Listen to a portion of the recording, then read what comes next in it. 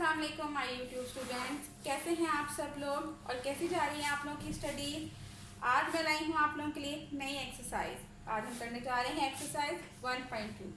Exercise की तरफ जाने से पहले सबसे पहले अगर अभी तक आप लोगों ने मेरे चैनल को सब्सक्राइब नहीं किया तो प्लीज़ उसे सब्सक्राइब कर लें, और अगर आप लोगों को मेरे लेक्चर्स पसंद आ रहे हैं तो लाइक भी कीजिए, और कोई भी अगर मसला है तो आप लोगों ने कमेंट बॉक्स में ज़रूर मुझे बताना है, और लेक्चर्स को शेयर करना तो ज़रूर नहीं भूलना आप लोगों ने। ठीक है, तो चलते हैं आज अपनी नई एक्सरसाइज की तरफ। एक्सरसाइज 1.2। एक्सरसाइज 1.2 में भी जो टर्म जो हमने आंसर्स लिखने हैं वो सब कुछ आप लोगों ने पहले ही लेक्चर में पढ़ लिया हुआ है। ठीक है, आप लोगों को सबको जो है वो बड़ी डिटेल में जो है वो मैट्रिसेस की टाइप सारी पढ़ा दी गई है। ठीक है, तो आज हमने उन्हीं पर जो है वो एक्सरसाइज को सॉल्व करना सीखना है। ठीक है, तो बहुत आसान है। 3 क्वेश्चन मैंने आप लोग के सामने लिखे हुए हैं, 1 बाय 1 इन क्वेश्चन को करते हैं और देखते हैं कि ये क्या वाकई आसान है या नहीं। ठीक है, तो सब बच्चे अपनी अपनी बुक्स ओपन कर ले, और साथ ही साथ आप लोगों ने अपने नोट्स भी बनाते जाने हैं, तो आप लोग अपनी नोट बुक भी जो है वो अपने पास रखें, और फिर साथ साथ ही आप लोगों ने इनको सॉल्व करने की कोशिश करनी है। ठीक है, एक्सरसाइज 1.2 क्या कह रही है हमें क्वेश्चन नंबर 1 में, from the following matrices identify unit matrices, row matrices, column matrices and null matrices. तो कह रहे हैं जो आपको दिए गए मैट्रिसेस हैं इनमें से आप लोगों ने बताना है कि कौन सा ज़रबी ज़ाती कालब है, कौन सा कितारी कालब है, कौन सा कालमी कालब है और कौन सा सिफरी कालब है। Identity matrix, raw matrix, column matrix और नल मैट्रिक्स हमने बताने हैं कौन कौन से इनमें से। ठीक है, 1 बाय 1 अब हम हर मैट्रिक्स को देखते हैं कि वो किस शक्ल का आपको लग रहा है। अच्छा जी, अभी जो हमें इन्होंने 4 नाम दिए ना, हमने इनमें से ही बताना है रो, कॉलम, ज़रबी ज़ाती कालब और सिफरी कालब। इन 4 के ही नाम हमने लिखने हैं जो भी बनेंगे। ठीक है, तो बेटा अगर हम ए कालब को देखें तो ए कालब आपको क्या लग रहा है, ए कालब में तमाम रुकन, तमाम एलिमेंट्स, तमाम एंट्रीज सिफर के बराबर हैं। तो इसीलिए हमने क्या याद किया था कि ऐसा कालब, ऐसा मैट्रिक्स जिसमें तमाम एलिमेंट्स, तमाम अरकान 0 के बराबर हों तो हम उसको कहते हैं नल मैट्रिक्स या सिफरी कालब। तो ये हमारे पास क्या हो गया, पूरा हमने इसका नाम लिख देना है। ये हमारे पास नल मैट्रिक्स हो गया, और उर्दू में हम इसको क्या कह देंगे, सिफरी कालब कहते हैं। ठीक है, now moving towards next column which is B.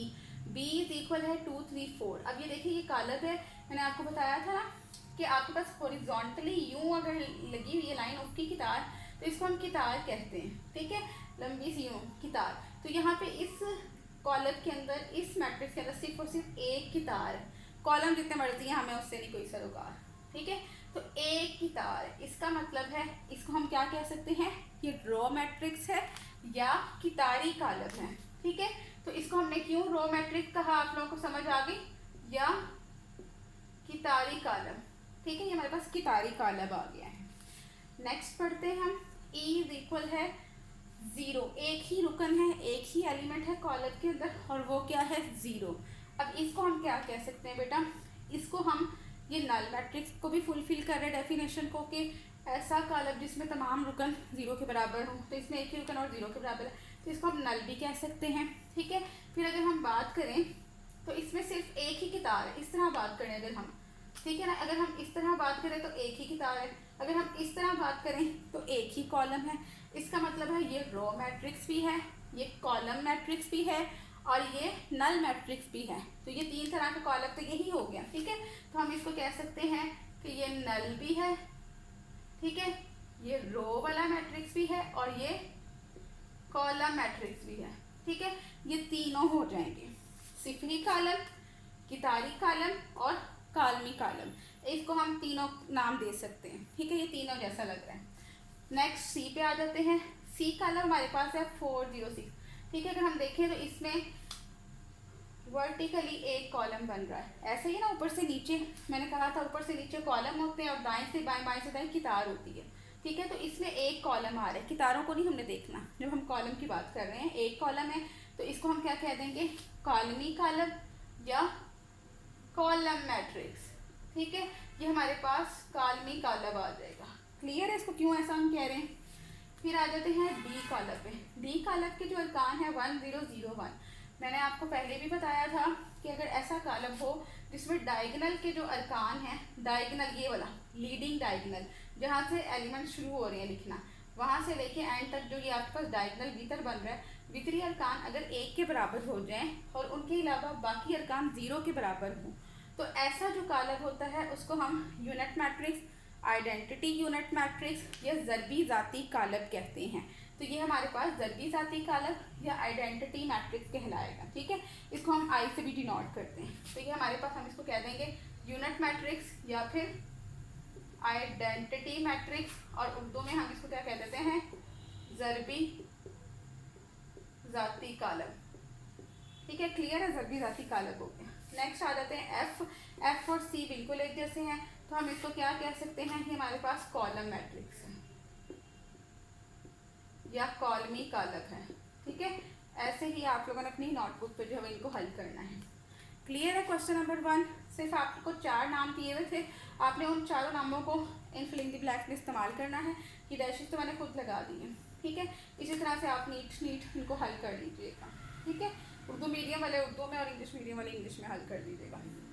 अब आ जाते हैं क्वेश्चन नंबर 2। क्वेश्चन नंबर 2 भी बिल्कुल इसी तरह है, क्वेश्चन नंबर 3 भी इसी तरह है, बस कुछ टाइप्स उन्होंने यहाँ पूछ लिए, कुछ टाइप इसमें पूछेगी, कुछ टाइप बारी बारी उन्होंने स्टेप 5 पूछा हुआ है। अब क्वेश्चन नंबर 2 को बुक से पहले पढ़ते हैं कि कौन कौन सी टाइप्स अब हमने बतानी है। From the following matrices identify करना है आप लोगों ने, शनाख्त करनी है आप लोगों ने किसकी, square matrix, rectangular matrices, row matrices, column matrices, identity matrix, null matrix. ठीक है, ये आपके पास क्वेश्चन नंबर 2 इस टाइप का लिखा हुआ है। ये आपके पास 6 कालब के नाम दिए हैं, तो कह रहे हैं इन दिए हुए कालबों में से, इन 6 में से आपको कौन कौन सा लगता है आप लोगों ने वो आइडेंटिफाई करना है। ठीक है, उर्दू में आपके पास क्या होगा, मुरब्बई कालब, मुस्ततीली कालब, कितारी कालब, कॉलमी कालब, ज़रबी ज़ाती कालब और सिफरी कालब। आपने बताने इनमें से कौन से हैं। ये तकरीबन मैंने ऑलमोस्ट सारे मैट्रिसेस आपके सामने लिखे हैं। अब 1 बाय 1 देखते हैं हम क्या है ये। अच्छा जी, अगर हम पहले मैट्रिक्स की बात करें तो पहले मैट्रिक्स में जो है वो हमने ना तो ये रो मैट्रिक्स है, ना तो ये कॉलम मैट्रिक्स है, ना ये नल मैट्रिक्स है और ना ही ये आइडेंटिटी मैट्रिक्स है। 4 तो इसमें से माइनस हो गई, वो नहीं। बाकी बचे स्क्वायर मैट्रिक्स और रेक्टेंगुलर मैट्रिक्स में से हमने डिसाइड करना है। ठीक है, अच्छा जी, देखिए इस कॉलम में कितनी कितारें हैं, 2 कितारें हैं, 1 और ये रहा 2, और कॉलम कितने हैं, 1 2 और ये रहा 3 कॉलम है। ठीक है, तो इसमें नंबर ऑफ रोज और नंबर ऑफ कॉलम आपस में बराबर नहीं है। तो ऐसा मैट्रिक्स जिसमें कितारों की तादाद और कॉलमों की तादाद बराबर नहीं होती, उसे हम क्या कहते थे, सोचिए ज़रा, उसे हम कहते थे मुस्ततीली कालब या फिर रेक्टेंगुलर मैट्रिक्स। क्या कहते थे, रेक्टेंगुलर मैट्रिक्स। ये हमारे पास हो गया रेक्टेंगुलर मैट्रिक्स यानी कि मुस्ततीली कालब। ठीक है, क्लियर है सबको। अब दूसरे कालब की तरफ हम बढ़ते हैं। दूसरा कालब शक्ल से हमें नजर आ रहा है एक तो, ठीक है, कि एक ही कॉलम है, तो हम इसको क्या कह देंगे कि ये हमारे पास है कॉलम मैट्रिक्स। क्या कह देंगे, कॉलम मैट्रिक्स है ये। ठीक है, कॉलम मैट्रिक्स यानी कि कॉलमी कालब। अब कॉलमी कालब जो होता है वो रेक्टेंगुलर मैट्रिक्स भी होता है। देखें, इसमें एक कॉलम और कितारें कितनी है, 1 2 और 3 कितारें हैं और कॉलम 1 है, तो बराबर नहीं है ना, तो हम इसको रेक्टेंगुलर मैट्रिक्स भी कह सकते हैं। ठीक है, आप लोगों को पेपर में आएगा, आप लोगों ने दोनों लिख देना, 2 लफ्ज लिखने से हमारा कुछ तो नहीं चला जाएगा। ठीक है ना, लेकिन नहीं कुछ लिखेंगे तो मार्क्स चले जाएंगे। तो हम दोनों बताएंगे, ये कॉलम मैट्रिक्स भी और ये रेक्टेंगुलर मैट्रिक्स यानी कि मुस्ततीली कालब भी है। नेक्स्ट पढ़ते हैं क्वेश्चन नंबर 3 की तरफ। जो पार्ट 3 है उसमें जो है वो देखो, ये शक्ल से ही पता चल रहा है कि मुरब्बा बन रहा है, स्क्वायर मैट्रिक्स बन रहा है। इसमें 2 कितारें हैं और 2 ही कॉलम हैं, तो ऐसा मैट्रिक्स जिसमें number of rows and number of column equal होते हैं उसको हम कहते हैं स्क्वायर मैट्रिक्स।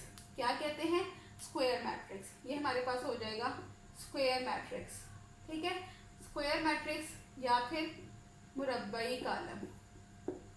ठीक है, नेक्स्ट हमारे पास बिल्कुल जैसी शक्ल लग रही है, तो सबसे पहले हम इसको स्क्वायर तो क्या ही देंगे, ये हमारे पास स्क्वायर तो है ही। ठीक है, इसके अलावा स्क्वायर तो है क्योंकि number of rose number of column एक जैसे हैं। अगर हम इसके अरकान की बात करें एलिमेंट्स की, तो ये 1 1 है। अभी हमने जो है वो पीछे भी सॉल्व किया था। इस तरह की शक्ल होती है, तो हम इसको कहते हैं आइडेंटिटी मैट्रिक्स या ज़रबी ज़ाती कालम। क्यों, क्योंकि जो है वो डायगनल जो अरकान है वो 1 के इक्वल है और बाकी 0 के इक्वल है, तो ये आइडेंटिटी मैट्रिक्स या फिर ज़रबी ज़ाती कालब कहलाएगा। ठीक है, नेक्स्ट आ जाते हैं। नेक्स्ट में हमारे पास जो है वो जो शक्ल नज़र आ रही है, शक्ल से पता चलता है लंबी सी है, ठीक है ना, मुस्ततीली शक्ल है। क्यों? क्योंकि इसमें 3 रोज हैं और 2 कॉलम है। तो ये हमारे पास किस टाइप का कॉलम हो जाएगा? रेक्टेंगुलर मैट्रिक्स या फिर उर्दू में हम इसको क्या कह देंगे? मुस्ततीली कॉलम। ठीक है, ये वाला हमारे पास शक्ल से ही नज़र आ रहा है, कितार बन रही है, तो हम इसको कह देंगे रो मैट्रिक्स या फिर कितारी कॉलम। ठीक है, नेक्स्ट में हमारे पास 3 रोज हैं और 3 कॉलम है, तो ये हमारे पास स्क्वायर मैट्रिक्स कहलाएगा। आपको डेफिनेशन से समझ आ रही है? जल्दी जल्दी तो नहीं कर रही मैं। ठीक है, ये स्क्वायर मैट्रिक्स हो गया हमारे पास। क्यों? क्योंकि इसमें number of rows and number of column both are equal. ठीक है, तो square matrix is one matrix which has same number of rows and same number of columns. ठीक है, मुरब्बई शक्ल बन रही हूँ। अच्छा जी, उसके बाद आ जाते हैं 1 0 0। ये भी आपके पास क्या है? रेक्टेंगुलर शक्ल बन रही है, ठीक है ना, लंबी। तो ये आपके पास रेक्टेंगुलर मैट्रिक्स भी कहलाएगा, आर से रेक्टेंगुलर, और ये आपके पास एक कॉलम बन रहा है तो कॉलम मैट्रिक्स भी कहलाएगा। आपने पूरा लिखना है। ठीक है, कालमी कालब भी है ये और मुस्ततीली कालब भी है। अगर हम इसकी बात करें तो ये हमारे पास नल मैट्रिक्स है, क्योंकि तमाम अरकान, तमाम एलिमेंट्स इसके 0 के इक्वल है, तो ये नल भी है।